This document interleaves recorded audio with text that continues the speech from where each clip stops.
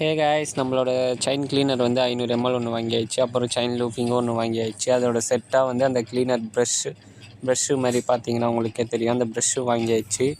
நம்ம இதான் first time பண்ண போகிறோம். நம்ம செயினோட நிலைமையை ஃபஸ்ட்டு பார்த்துக்கோங்க. செயின் லூப்பிங் பண்ண போகிறோம். அதோட எப்படி இருக்குதுன்னு நீங்களே பாருங்கள், எவ்வளோ ரெஸ்ட்டாக இருக்குதுன்னு. ஃபஸ்ட்டு க்ளீனிங் எடுத்துக்கிட்டு நம்ம அப்படியே அப்ளை பண்ணுவோம். அது ஸ்ப்ரே பண்ணி அப்படியே அப்ளை பண்ணுவோம். நம்மக்கிட்ட அந்த ஸ்டாண்ட் இல்லாதனால நம்ம அப்படியே சும்மா அட்ஜஸ்ட் பண்ணி ட்ரை பண்ணுவோம். நம்ம இப்போ தான் ஃபஸ்ட் டைம் பண்ணுறோம்.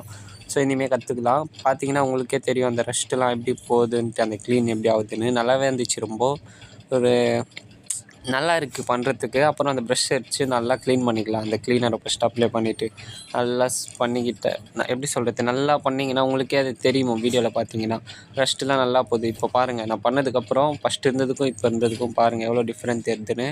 நிறைய பேருக்கு பண்ணவே தெரில. இப்போ பாருங்கள், செயின் லூப்பிங் எடுத்து நம்ம அப்படியே அப்ளை பண்ணிக்கலாம் அதை க்ளீன் பண்ணதுக்கப்புறம். அவ்வளோதான் ஃப்ரெண்ட்ஸ்.